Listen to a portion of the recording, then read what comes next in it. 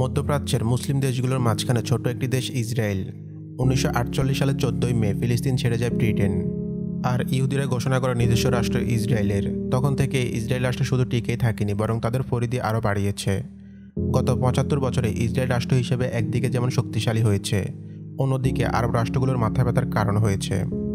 মধ্যপ্রাচ্য অঞ্চলের একমাত্র পরমাণু শক্তিধর দেশ ইসরায়েল। তারাই একমাত্র দেশ যারা শুধুমাত্র ধর্মের ভিত্তিতে সরাসরি নাগরিকত্ব দেয়, সেটা পৃথিবীর যে প্রান্তেরই ইহুদি হোক না কেন। 75 বছরে বিজ্ঞান, প্রযুক্তি, অর্থনীতি বা সামরিক দিক দিয়ে বিশ্বে একটা শক্ত অবস্থান তৈরি করেছে ইসরায়েল। এটা সম্ভব হওয়ার পেছনে কাজ করেছে বেশ কয়েকটি বিষয়। আমরা এই ভিডিওতে জানব ইসরায়েল কিভাবে এত শক্তিশালী রাষ্ট্রে পরিণত হলো।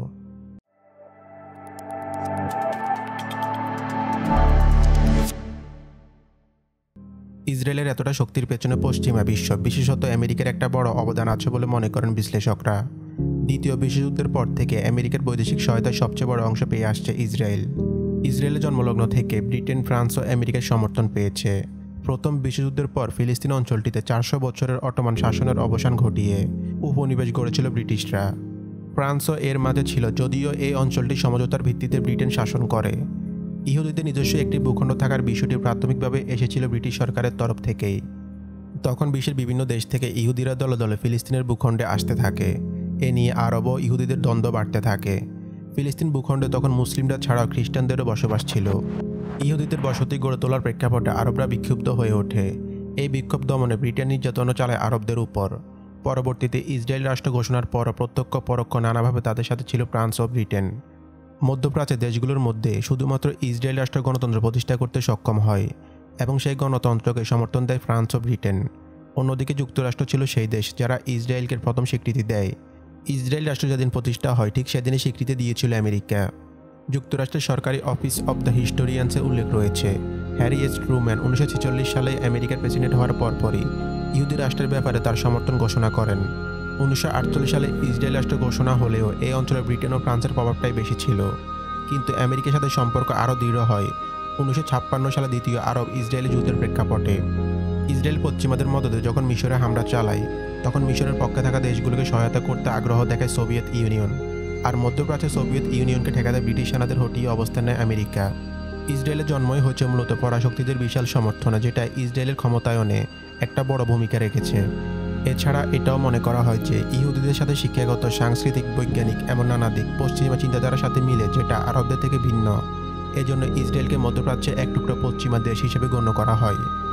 আর 70-এর দশক থেকে আমেরিকার উদ্যোগে আরব রাষ্ট্রগুলোর সাথে ইসরায়েলের একরকম সমঝোতার পথও তৈরি হতে থাকে। ইসরায়েলের প্রতিবেশী মিশর, জর্ডান, লেবানন, সিরিয়া, ফিলিস্তিন সব কয়টি দেশ শত্রু হওয়া সত্ত্বেও ঠেকানো যায়নি ইসরায়েলের উত্থান। প্রতিবেশীদের সাথে 3টি পুরোদমে যুদ্ধ 1948, 1967 এবং 1973, এবং আরও বেশ কয়েকটি ছোটোখাটো যুদ্ধ করেছে ইসরায়েল। টিকে থাকার লড়াই আরও শক্ত করেছে ইসরায়েলকে। ইসরায়েলের সামরিক ও প্রযুক্তিগত আধিপত্য পশ্চিমাদের কারণে সম্ভব হয়েছে। উদাহরণস্বরূপ ইরানের প্রযুক্তিগত বিকাশ ঘটেছে প্রায় আমেরিকার বিপরীতে, আর ইসরায়েলের বিকাশ ঘটেছে আমেরিকার বন্ধু থেকে। তবে ইসরায়েলের ক্ষেত্রে দক্ষতার মাত্রাটা ভিন্ন। আধুনিক অস্ত্র, সাইবার সিকিউরিটি, আকাশ প্রতিরক্ষা, মিসাইল ব্যবস্থা এবং গোয়েন্দা তৎপরতা এসব দিকে বিশেষভাবে মনোযোগ দিয়েছে ইসরায়েল।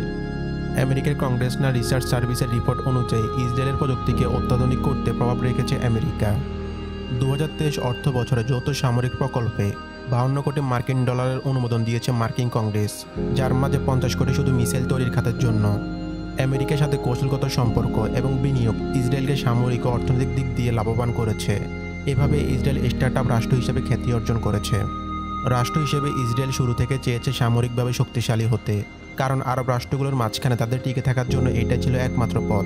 ইসরায়েল তাদের সামরিক শক্তি বিকাশে ঘটিয়েছে কৌশলে এবং দূরদৃষ্টি মাথায় রেখে। দেশটিতে অসুস্থ এবং বিশেষ ব্যতিক্রম ছাড়া সব নাগরিকদের 18 বছরের বয়সের পর বাধ্যতামূলক সেনাবাহিনীতে কাজ করতে হয়। তবে এটি শুধু ইহুদিদের জন্য বাধ্যতামূলক। সামরিক প্রশিক্ষণ পুরুষদের জন্য 32 মাস এবং নারীদের জন্য 24 মাস।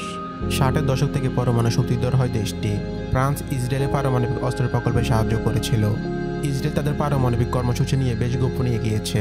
মধ্যপ্রাচ্যের অন্য মুসলিম সংখ্যাগরিষ্ঠ দেশগুলো যাতে পারমাণবিক শক্তি অর্জন করতে না পারে, সেজন্য আমেরিকা ছিল বদ্ধপরিকর।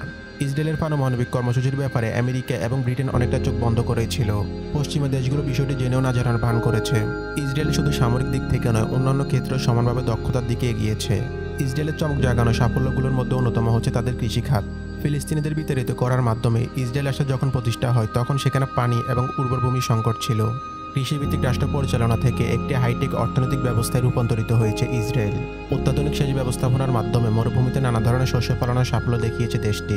আমেরিকার ইন্টারন্যাশনাল ট্রেড অ্যাডমিনিস্ট্রেশনের মতে ইসরায়েলের ফুড প্রসেসিং শিল্প ক্রমাগত নতুন নতুন জিনিস উদ্ভাবন করছে। ইসরায়েলের ফুড প্রসেসিং শিল্প 2020 সালে $19 বিলিয়ন আয় করেছে এবং এই আয় ক্রমাগত বাড়ছে। অত্যাধুনিক প্রযুক্তির দিক থেকে ইসরায়েলের প্রভাব রয়েছে। দেশটিতে অত্যাধুনিক প্রযুক্তি নিয়ে কাজ করে এমন স্টার্টআপের সংখ্যা লাখের উপরে। নেতৃত্বের দিক দিয়ে শুরু থেকে বিচক্ষণতা দেখিয়েছে ইসরায়েল, যেটা তাদের এগিয়ে নিতে গুরুত্বপূর্ণ অবদান রেখেছে। দেশটির নেতৃত্ব সামরিক, কৃষি, শিক্ষা, উদ্ভাবন এবং আন্তর্জাতিক সম্পর্কের ক্ষেত্রে দীর্ঘমেয়াদী চিন্তা করেছে। তাদের নেতৃত্বের স্টাইল এবং নীতি নির্ধারণ একটু ভিন্ন ধরনের। তারা সিদ্ধান্ত গ্রহণের ক্ষেত্রে দীর্ঘমেয়াদী লক্ষ্য এবং আন্তর্জাতিক সম্পর্কের অগ্রাধিকার দেয়। ইসরায়েলের ইহুদিরা মূলত এই অঞ্চলে এসেছিল বাইরের ভূখণ্ড, বিশেষত ইউরোপ থেকে। অষ্টাদশ থেকে ঊনবিংশ শতাব্দীতে ইউরোপে জ্ঞানের যে ব্যাপক বিকাশ ঘটে সেটার অংশ ছিল ইহুদি জ্ঞানী বা পাণ্ডিত্য সম্পন্ন ব্যক্তিবর্গ, যারা অতি জ্ঞানী, আধুনিক, শিক্ষিত একটি জাতিগোষ্ঠী হিসেবে ইসরায়েল প্রতিষ্ঠা করেন। তারা 30 ও 40-এর দশকে ইসরায়েল অঞ্চলে এসেছিলেন এবং তাদের সহযোগিতায় ইসরায়েল উচ্চশিক্ষিত একটি বৈজ্ঞানিক রাষ্ট্রে পরিণত হয়।